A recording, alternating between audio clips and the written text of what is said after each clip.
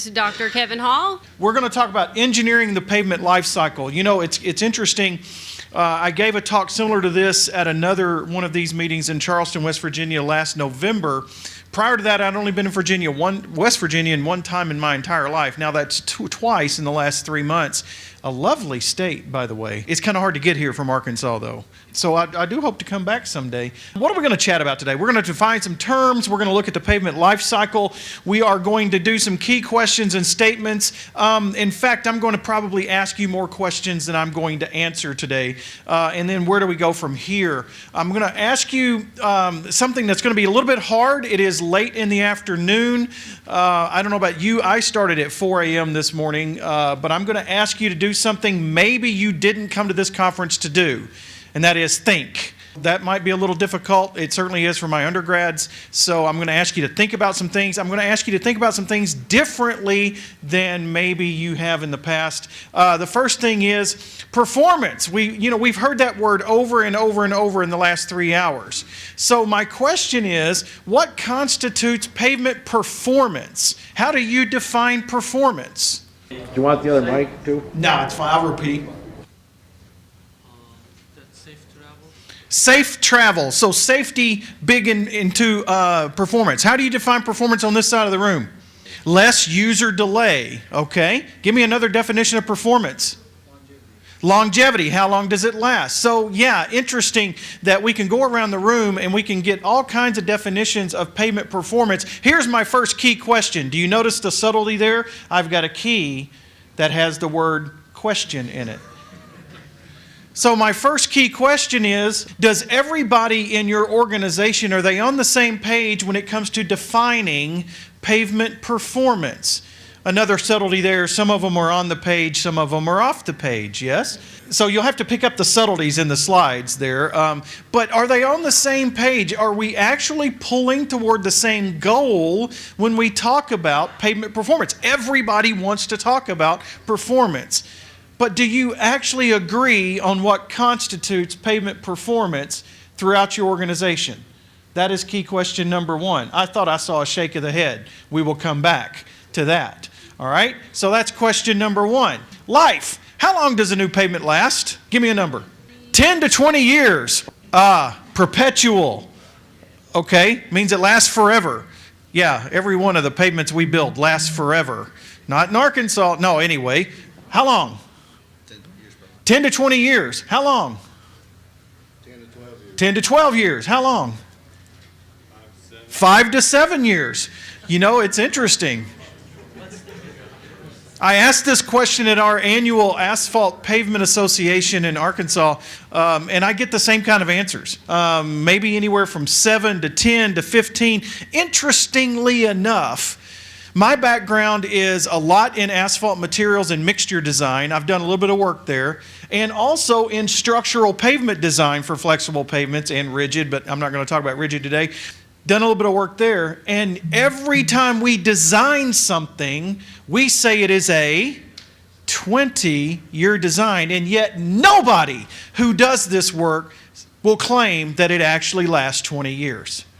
It's always been interesting to me on that. Now, here's another. How do you actually define life? So we say it lasts 7 years, 10 years, 15 years. What are you basing that off of? How do you define the life of a pavement? Wow, before it's dead. Okay, it is alive until it's dead. My friend from North Carolina, how do you define pavement life? Next tree. Okay, so the idea here is it's the point at which you've got to do something substantial to it. Yeah, not just maybe a seal or something, but you've got to do something maybe even actually structurally to it, yeah? Okay, that's a definition of life. Anybody from this side of the room, how do you define life in a pavement? When it becomes a safety hazard. Okay? Anybody else? How do you define life? Yes? Did you motion? No, I was telling this guy to say something. Oh, okay. Say something, say something. Say something. A certain amount of maintenance on the surface. Okay, sure. Sure, yeah. So different definitions of life. So obviously then one of the things that we talk about in my very extensive 54 plus year life here, I've learned a secret of life is balance, don't you think? You know, when we talk about pavement life, we have to define some terms. We have to balance the idea of structural performance versus functional performance, yes? And in some cases, depending on your point of view, and in many cases, which part of the agency you work in, then your definition of life, your definition of performance is going to be functional. Safety, yeah, ride quality, things like that. Whereas other parts of your point of view, other parts of the agency might define life, might define the performance as structural, yeah? Now, they go together, but we all know you can have a pavement that a structural person can go out and say, oh my gosh, there's cracks, there's all kinds of things, but it rides really well, it's got good skid resistance. So the functional person's like, there's nothing wrong with that pavement. And in fact, a lot of times, it's also the opposite, right? Where structurally that thing's a rock, but it rides like,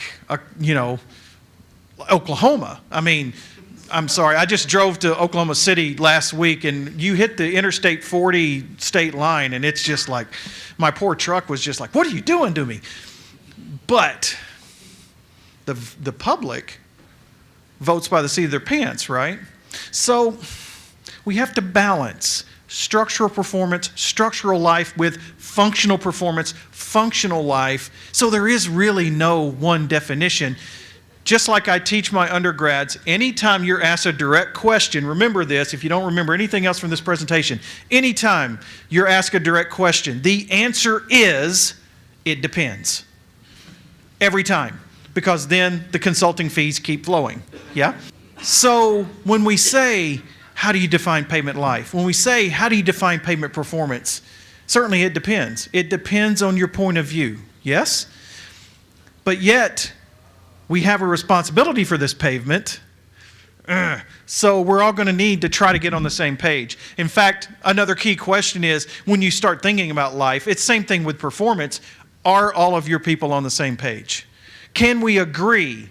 Somebody who has responsibility for a pavement, an agency or whatever, can we agree on what we mean when we say the life of the pavement? Can we agree on what we mean when we say the performance of the pavement? Absolutely not. That's a very strong statement. Thank you for making it. So we might have to delve into that. One of the things that I want us to maybe think about, and this might come into play throughout the rest of the conference, it's already been hinted at today, is the idea that so many of us, depending on our job, only look, for the most part, at our part of the job. But a pavement is a system. And that pavement has a life, and that life has stages. We call it the life cycle of a pavement. Certainly, it began in the mind of a designer somewhere. Some person in the agency said, we need a pavement here, or we need to fix a pavement here, and then the structural designers get involved if there needs to be more structural capacity. So there's a structural design. And then once that structural design is finished and it gets ready to be constructed, then we have to have a materials and a mixed design, right? And there's whole parts of our agencies that do that kind of work. And then we have the construction division and a contractor, and it has to be built, so the construction part of it. And then after construction, once it's open to traffic, there's going to be routine maintenance, or there should be routine maintenance, differing maybe from preservation. And this is the whole topic of this entire conference, yes, is not maintenance, but preservation, the idea of preserving the current structural and functional capacity of that pavement. And then certainly when we get, Judy, to the substantial aspect of doing something to the pavement, a lot of times that's called the rehab stage, and then the cycle starts all over again. So one of the things that a lot of people are starting to talk about is this idea that, I might work in one of these areas, maybe two of these areas, and man, that's my focus, and that's what but together we have got to change the conversation to think about this entire life cycle, because that's really the life of the pavement. Yeah? I mean, the person at structural design can say, this is a 20-year design. Another little secret of mine as a structural designer is I'm convinced that most pavements actually meet their design life. Because as a structural designer, I will tell you, there is no blank to fill in to say years. Structural designs are based on traffic. The traffic people told me this is how much traffic's going to happen in 20 years. Now, if that traffic happens in 13, that's not my fault, right? It's the traffic people's fault. Can we all agree that it's always the traffic people's fault? Yes, absolutely. That pavement did exactly what it was supposed to do. You just missed the boat. You know, that kind of thing. It's a life cycle. Now, it's kind of a simplified approach to it. But here's my next question. I didn't put a key on it. Which of those stages is actually the most important to pavement performance? What's the most important stage in the pavement's life cycle if we're going to talk long-term pavement performance? What is it? Maintenance. Does anybody want to say it depends?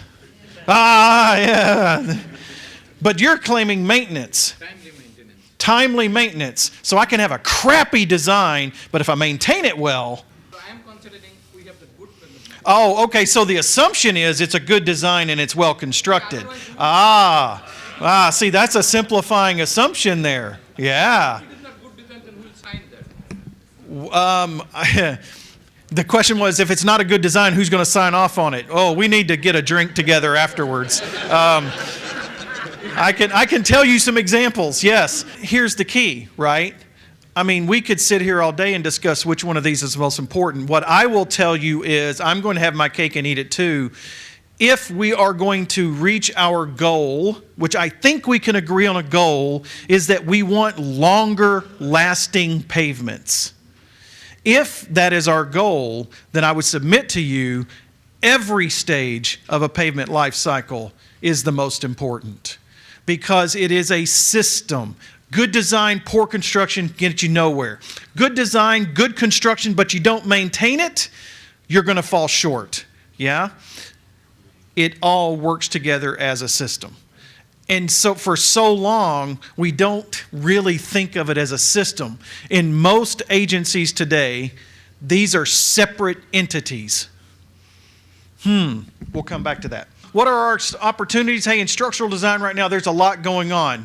Whether it's mechanistic empirical design or whatever, there's a lot going on to try to better predict what's going to happen to a pavement so that we can do the design. Somebody mentioned perpetual pavements earlier. That's one of the main strategies for long life pavements is if I can build the structure in such a way that all I have to do is strip off the surface and put a new one on every few years, then I never have to touch the structure again. So there are opportunities in structural design to extend the life cycle of a pavement. In mixed design right now, from concrete and the performance engineered mixed designs, PEMDs, to asphalt on balanced mixed design, there is a lot of work that has happened just in the last 5 years and is ongoing right now in the area of materials and mixed design. There are new materials coming online. We're understanding materials better. We can hopefully extend the life cycle. In construction right now, whether it is something like intelligent compaction, or maybe alternate delivery type projects, there is work going on in construction to make that construction better. The idea of QA and QC and the things that are going on there, there's really some out there stuff going on in construction, all designed so that we're going to build what was designed, yes? And we're going to ensure that it happens. In the maintenance and preservation areas, this whole conference is talking about new techniques, maybe using wrap, maybe doing some other things in terms of maintenance and preservation. Preservation, obviously, in the last federal bill, got a huge boost, and so many people are looking at preservation now as a tool to extend the life cycle, and certainly in rehabilitation, what actually needs to happen to the pavement. Here's the key, gang. If we want to extend the pavement life cycle, which increases the pavement life, there's opportunities at every one of these stages to do that. How are we going to put all that together in a package? Who is going to be the person to do that? What if we actually designed the life cycle intentionally? This harkens a little bit to the pavement, to the perpetual pavement aspect of it, thinking in these kinds of terms. I'm going to design it. I'm going to ensure that it's built correctly. I'm going to maintain it. But I know here are the maintenance activities that are probably going to happen. I know that up front, that this is going to happen. And I can start saying, hey, at the appropriate time, here are the preservation activities I'm going to undertake on this pavement. We do that up front. What if we design the entire life cycle intentionally, knowing that just because I use the MEPDG, or pavement ME design as they call it now, just because I use that and I use balanced mix design doesn't mean I'm not going to have to touch that pavement for 20 years. I don't care if the MEPDG told you that the predicted rutting is under your threshold and the predicting cracking is under your threshold. You do it every day that I'm going to have to do something to that pavement before 20 years. What if we did that intentionally? Could we not actually engineer the entire pavement life cycle? What if we did that? Putting the right materials in the right place for the right purpose.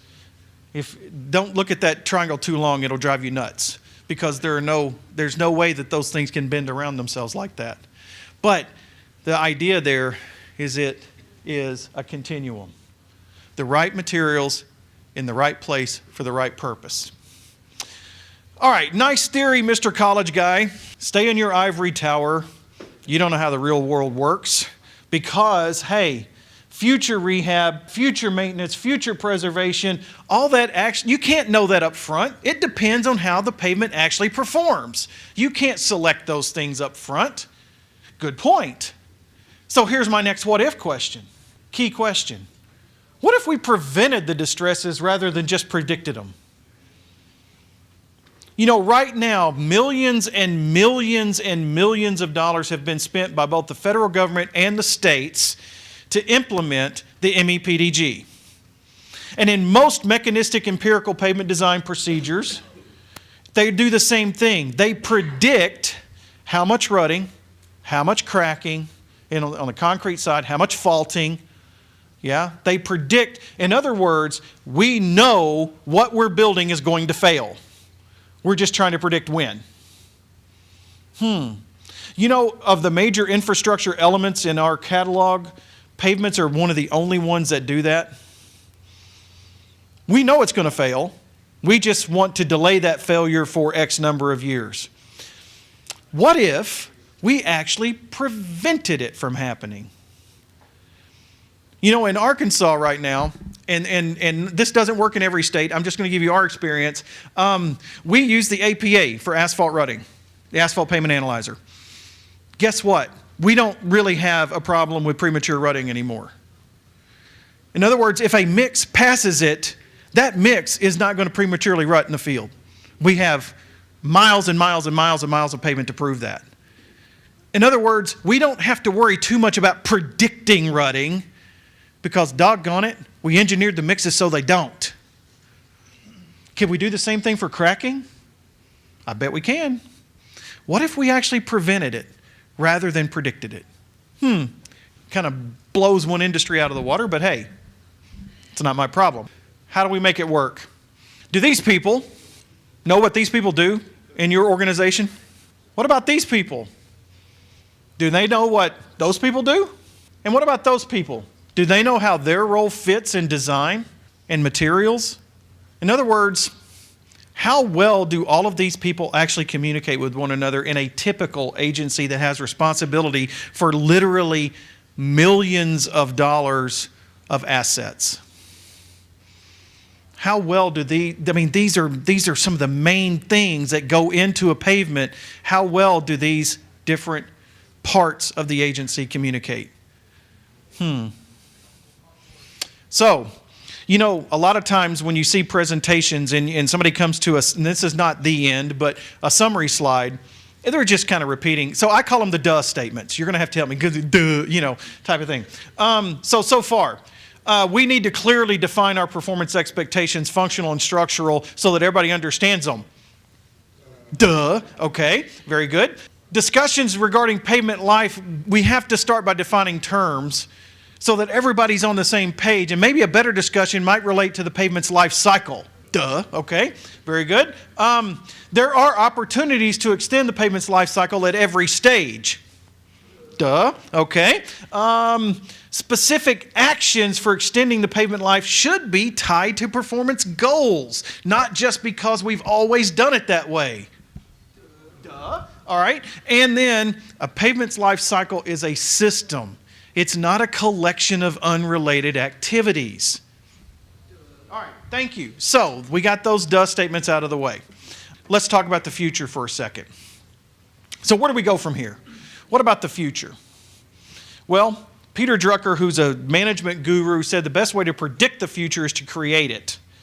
So what are we doing to create the future that we want? We all want the same thing. We want our pavements to last longer, be more economical, be greener. We all want the same things.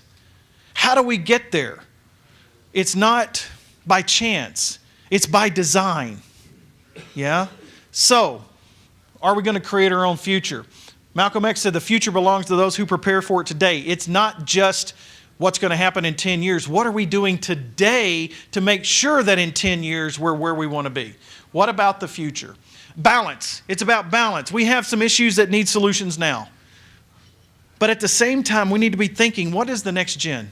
What is next gen for pavements? You know, people tell us with, connected autonomous vehicles and truck platooning that the future is going to look very different in terms of what uses our pavements than it looks today. What does that next gen pavement look like? Do they want to start burying sensors in my asphalt? And if so, what is that going to do to the materials and the structure and everything else? What does next gen look like? But we can't be so focused on that. We got problems today that need, so it's balance. It's a balance. So where are we going? It's a balance. It's not either or, but it's and. It's integration of the life stages. Yeah. Materials and structure and construction and maintenance and preservation and rehab. It's all together. And I like to say RD and I. You know, as a researcher, one of my biggest, I will tell you this, and Sarah hopefully will back me up on this. One of my biggest pet peeves, I'm an applied researcher. I don't do new theory, new mathematical models. I'm like, that thing is rutting. Let's fix it. One of my biggest pet peeves is all of the money that your agency spends to sponsor research that never goes beyond the laboratory. It just drives me nuts. So we always talk about R&D, research and development. What about the I, the implementation? Research does nobody any good unless it's implemented. I personally don't care how many other researchers read papers that I write so I get a lot of citations. I don't care. What I care about is, did I create a product that the highway department can actually implement? That's what I care about. We need to quit talking about R&D and talk about RD and I. Let's do something that's actually going to make a difference. All right, key question. Do we actually engineer the pavement and the life cycle? Do we empower our people to make judgments and decisions? One of the things that I said at TRB, which is the Transportation Research Board, about 2 years ago, that really almost got me ran out of the room with a bunch of other researchers, is we engineer our systems so that it doesn't take an engineer to use them. In other words, we create something that really looks like it's going to make a difference, and then we're told, simplify, simplify, simplify. We don't want to have to think about it. Gang, pavements are complex systems. We cannot escape that fact. In fact, one of the things I do very first week of my pavement class at school is I pick out somebody and I say, anybody claim to be a structural engineer? And 2 or 3 kids will raise their hands, and I'll call on one of them and say, okay, can you design a simple beam, simply supported, load in the middle? Yeah, I can do that. And then I start going through a series of, well, what if that beam was comprised of like 3 different materials with radically different properties? And oh, by the way, those properties change with moisture and temperature and over time. And oh, by the way, the support for that beam changes over time and with moisture. And by the time I get through with all of that, they're like, that is way too complex. That's a pavement. That is a pavement. It is one of the most complex structures we design and build. We're going to have to engineer them.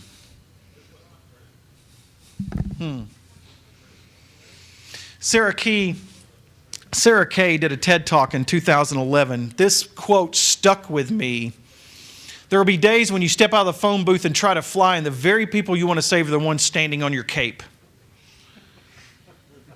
Who is the enemy? Who prevents us from doing what we want to do? In many cases, it's us. A Pogo, very old comic strip in the 60s, said, "We've met the enemy, and it's us." So many times, and somebody earlier today said this, that said something along the lines of, when we try something once and it fails, we have to wait for people to retire to try it again. But it's true, right? In many cases, one of the biggest obstacles to actually getting something done is inertia in our own organizations.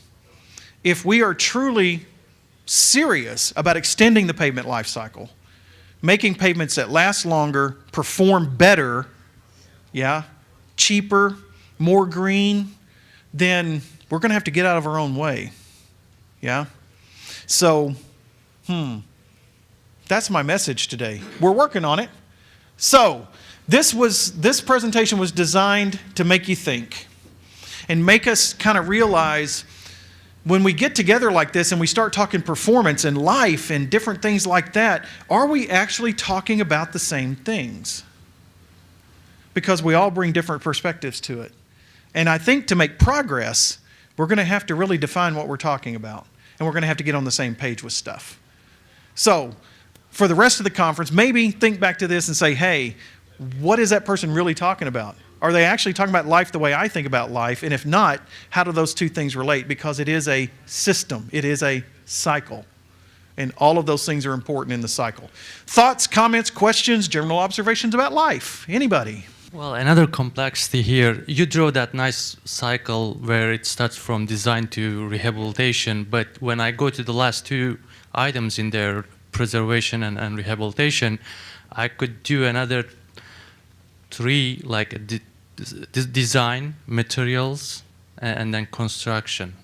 Those two. So that makes it a step complex than it is now. I agree. And in fact, in my defense, if you notice, when I first drew the cycle, it said pavement life cycle simplified. Yeah, there you go. Your point is well taken. Yes, it is even more complex than I saw. If you want to engineer performance, why aren't we having a performance-based specification? Performance-based specifications, I love it. Thank you for asking the question, because certainly when you look at FHWA and Gina Alstrom, who has taken over the pavement part of FHWA and headquarters, is really strong on this, and I really applaud Gina for doing this. They are so focused on getting us to PRS. So there's work going on in concrete and in asphalt to move us to performance-related specifications, so that when I build it, hopefully there are tests I can run to say, hey, did what I build actually match what the assumptions were at design? And if not, what is the effect of that? So, well taken. Thank you for the question. That's kind of where we're going to try to go. Yes, absolutely. Thank you so much.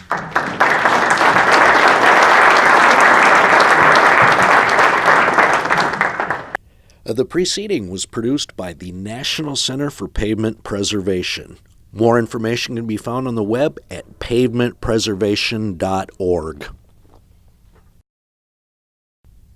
Additional support provided by Michigan State University.